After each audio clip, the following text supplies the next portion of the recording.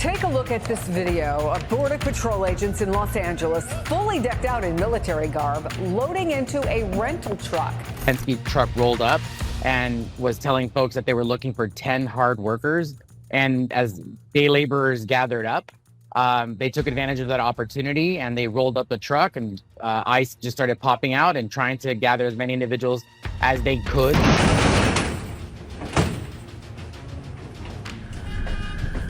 The sound of a front door crunch echoed through a cartel safe house. As movers burst in, ICE agents swapped coveralls for cuffs, and 16 cartel affiliates were hauled off in handcuffs. From that second, reality eclipsed any Hollywood script. In an adrenaline-fueled raid deep in Los Angeles, federal agents pulled off a bold, brazen maneuver, posing as innocuous movers to ambush a villainous cartel conclave. No sirens, no warning, just furniture trucks morphing into terror machines. And the payoff? 16 suspects were arrested on the spot. Stick around, because we're unraveling how ICE lured the cartel into their own trap, the shadows where this operation began, and what's coming next in this high-stakes pursuit.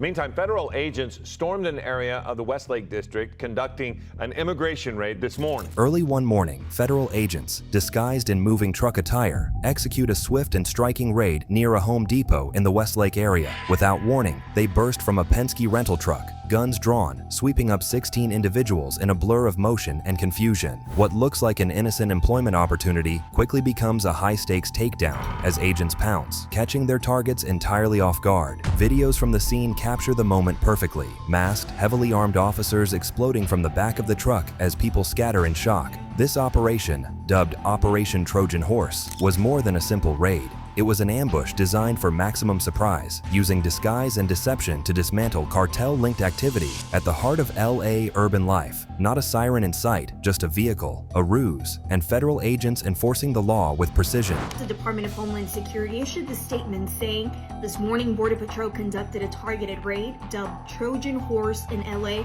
at a Home Depot that resulted in the arrest of 16 illegal aliens. The impact, a jolt to the system. 16 people are now in custody. The rental company Penske later clarified that they had no idea their vehicle would be used for such a mission and condemned the misuse. The Penske truck rental company also issued a statement indicating Penske strictly prohibits the transportation of people in the cargo area of its vehicles under any circumstances.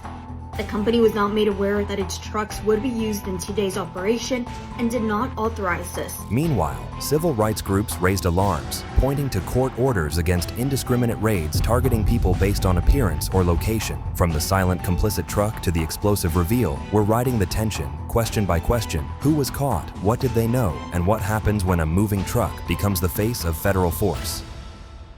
Picture this. A yellow Penske truck rolls into a Home Depot parking lot in Westlake, LA, early one morning. It looks like any other moving job until Border Patrol, disguised as movers, springs the trap. That's Operation Trojan Horse in action, and the disguise was deliberate, bold, and brilliantly misleading. Why pretend to be movers? Because when you're up against watchful cartel eyes and watchful communities, blending in is everything. Day laborers flock to Home Depots for work. Beat that in plain sight, and you don't send in SWAT. You roll in as helpers. Agents in vans casually stroll in, wearing straw hats or neon vests on dashboards, making them look like part of the background until they aren't. Local officials erupted. Mayor Karen Bass called out the targeting, noting that looking for day labor work doesn't equal criminal intent, and she questioned whether it violated court orders meant to guard against profiling. The mayor promised to fight for all LA residents, regardless of their ethnicity or background. We are going to fight for all Angelenos, regardless of when they got here, whether they have papers or not.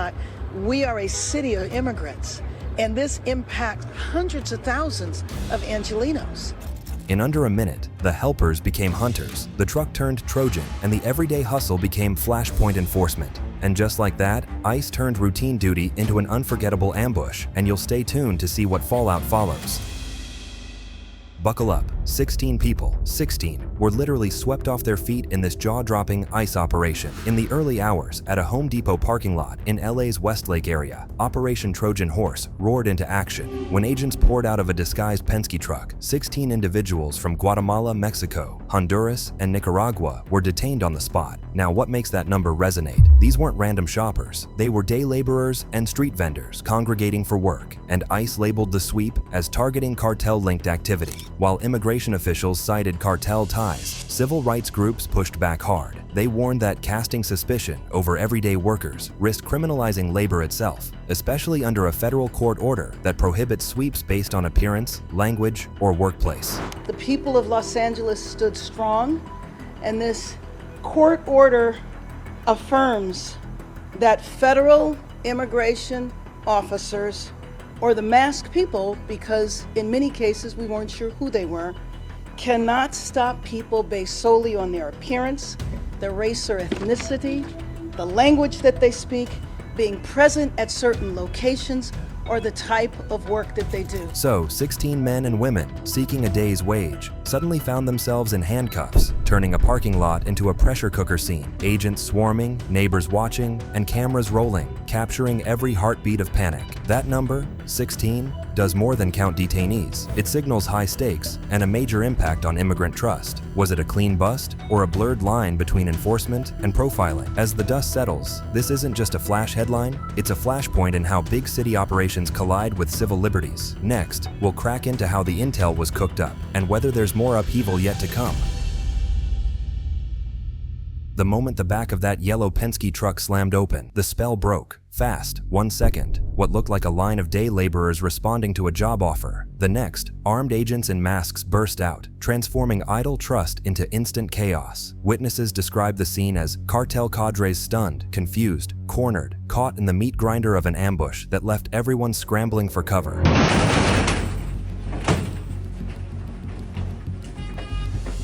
That jarring sound, the door opening, marked the flip from routine to rupture. No alarms, no warning, just a rush of agents pouring out and the targets left frozen, their plans and nerves shattered in an instant. Cameras rolled as panic swept through the lot. 16 people now detained, their freedom at stake, their networks exposed. It was pure theater with real consequences. This wasn't just a power move, it was a gut punch to trust. The day labor gathering that happens every morning outside hardware stores had been flipped into a high-stakes breakdown of expectation. Lives, livelihoods, legal battles, entire underground connections potentially unraveling, all in the blink of an ambush. What started as a routine morning turned into a trap from which there was no escape, only questions. Who was inside? Hang tight, because this betrayal isn't over. Up next, we'll go behind the intel to find out how this trap was set and who's reeling from the fallout. Let's lean in close and ask the million-dollar question. How did ICE know exactly where to stage Operation Trojan Horse? The federal statement describes it as a targeted raid, hinting that this wasn't random. It was carefully planned. Here's the twist. Federal officials haven't disclosed whether a confidential informant, a wiretap, or a digital trail guided them. That silence is the suspense engine of this story. You can feel the quiet tension.